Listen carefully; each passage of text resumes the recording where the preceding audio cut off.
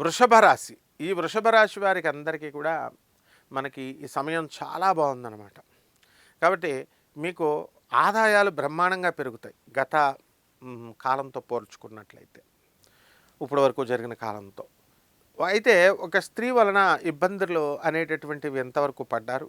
ఇప్పుడు ఆ స్త్రీ కారకుడైనటువంటి శుక్రుడు మంచి స్థితిగతికి రావడం ద్వారా స్త్రీల వలన మీకు ఏ విధమైనటువంటి సమస్యలు ఉండవు.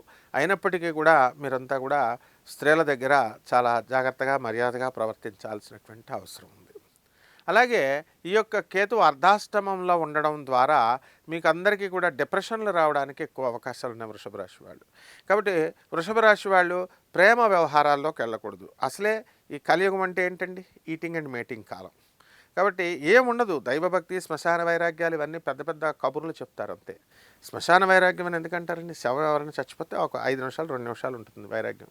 తర్వాత మళ్ళీ ఇంటికి వచ్చి ఇంకా శవం అక్కడికి వెళ్ళదు, మామూలు టీలు తాగుతూ ఉంటారు, ఎవరి పనులు వాళ్ళు చేసుకుంటారు, భోజనాలు